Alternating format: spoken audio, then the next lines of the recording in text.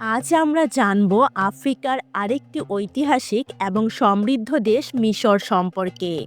প্রথমেই মিশরের পরিচিতি নিয়ে সংক্ষিপ্ত আলোচনা করব।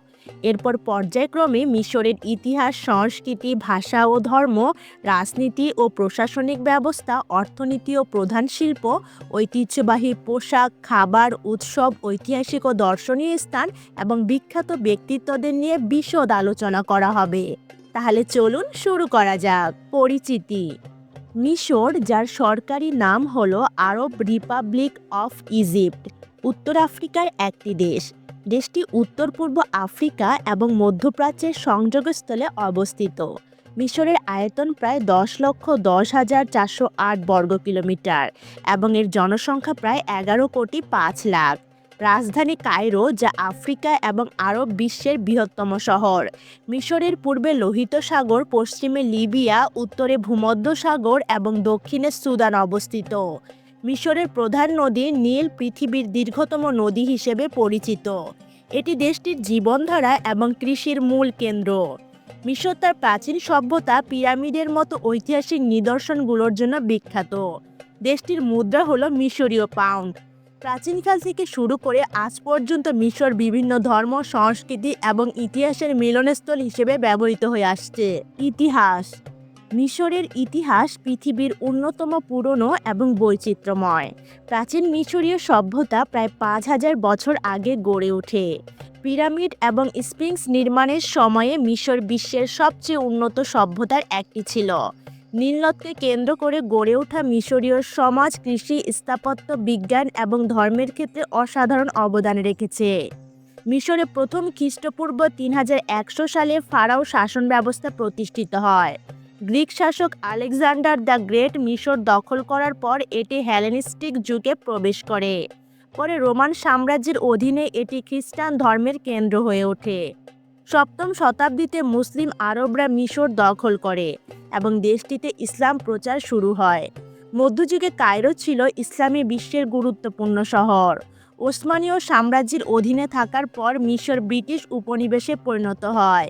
1952 সালে মিশরীয় বিপ্লবের মাধ্যমে দেশটি রাজতন্ত্রের অবসান ঘটিয়ে প্রজাতন্ত্র প্রতিষ্ঠা করে। সংস্কৃতি। মিশরের সংস্কৃতি বিশ্বের অন্যতম প্রাচীন এবং সমৃদ্ধ। এটি আফ্রিকান, আরব এবং ভূমধ্যসাগরীয় ঐতিহ্যের মিশ্রণে গড়ে উঠেছে। মিশরীয় সংস্কৃতির সবচেয়ে গুরুত্বপূর্ণ দিক হলো তাদের সাহিত্য, সঙ্গীত এবং চিত্রশিল্প। মিশরীয় প্রাচীন সাহিত্য যেমন পিরামিড টেক্সট এবং কফিন টেক্সট বিশ্ব সাহিত্যের প্রথম দিকের নিদর্শন হিসেবে পরিচিত। মিশরীয় সঙ্গীত হাজার বছরের পুরনো এবং এটি ঐতিহ্যবাহী এবং আধুনিক ধারার সংমিশ্রণ। উদ, রাবার এবং দরবুকা নামক বাদ্যযন্ত্র মিশরের ঐতিহ্যবাহী সঙ্গীতে ব্যবহৃত হয়। ভাষা ও ধর্ম। মিশরের সরকারি ভাষা হলো আরবি, যা দেশের সাংস্কৃতিক ও সামাজিক জীবনের প্রধান মাধ্যম। মিশরের লোকেরা আধুনিক আরবি এবং স্থানীয় মিশরীয় উপভাষা ব্যবহার করে থাকে। ইংরেজি এবং ফরাসি ভাষাও শিক্ষিত জনগোষ্ঠীর মধ্যে ব্যবহৃত হয়। ধর্মীয় দিক থেকে মিশরের প্রায় 90% জনগণ মুসলিম এবং তারা মূলত সুন্নি মতাবলম্বী। এছাড়া প্রায় 10% খ্রিস্টান। ইসলাম মিশরের সমাজে গভীর প্রভাব ফেলেছে এবং দেশের অধিকাংশ ধর্মীয় ও সামাজিক উৎসব ইসলামের উপর ভিত্তি করে গড়ে উঠেছে। ঐতিহ্যবাহী পোশাক। মিশরের ঐতিহ্যবাহী পোশাক প্রাচীনকালের থেকে আধুনিক যুগ পর্যন্ত তাদের ইতিহাস ও সংস্কৃতির প্রতিফলন ঘটায়। পুরুষেরা সাধারণত গালাবিয়া নামে পরিচিত একটি লম্বা ঢিলেঢালা পোশাক পরেন। এটি আরামদায়ক এবং দেশের উষ্ণ আবহাওয়ার সঙ্গে মানানসই। মাথায় তাগিয়া বা ইমামা নামক টুপি বা পাগড়ি পরা হয়, যা ধর্মীয় পরিচয়ের প্রতীক। মহিলারা ঐতিহ্যবাহী গালাবিয়া বা আবায়া পরেন, যা শরীর ঢেকে রাখে এবং ধর্মীয় শালীনতার প্রতীক। বিশেষ অনুষ্ঠানে যেমন বিবাহ বা ধর্মীয় উৎসবে নারীরা সোনালী, রূপালী এবং উজ্জ্বল রঙের সিল্ক বা এমব্রয়ডারি করা পোশাক পরেন। এর সঙ্গে হিজাব বা খিমার ব্যবহার করা হয়। মিশরের ঐতিহ্যবাহী পোশাকের নকশায় আরব, আফ্রিকান এবং ভূমধ্যসাগরীয় প্রভাব স্পষ্ট। খাবার। মিশরের ঐতিহ্যবাহী খাবারগুলোর মধ্যে উল্লেখযোগ্য হলো ফুল মেদামেস এবং তাইমিয়া। ফুল মেদামেস হলো সেদ্ধ মটরশুঁটি, যা তেল, রসুন এবং লেবুর রস দিয়ে পরিবেশিত হয়। এটি মিশরীয়দের অন্যতম প্রিয় প্রাতরাশ। কুশারি মিশরের জাতীয় খাবার হিসেবে পরিচিত। এটি মাকারোনি, ডাল, চাল এবং মশলাদার টমেটোর সস দিয়ে তৈরি একটি পুষ্টিকর খাবার। মলখিয়া নামক একটি সবজিভিত্তিক খাবার মিশরের জনপ্রিয় একটি ঐতিহ্যবাহী পদ। পানীয় হিসেবে কারকাদে, যা মূলত গোলাপি রঙের হিবিস্কাস চা, এবং সালাব, যা দুধ এবং অর্চিড গুঁড়া দিয়ে তৈরি একটি পানীয়, মিশরের ঐতিহ্যবাহী পানীয়ের মধ্যে অন্যতম। বিশেষ অনুষ্ঠানে বা উৎসবে এই খাবার এবং পানীয়গুলোর পরিবেশনা মিশরের আতিথেয়তার পরিচয় বহন করে। উৎসব। মিশরের প্রধান ধর্মীয় উৎসব হলো ঈদুল ফিতর এবং ঈদুল আজহা।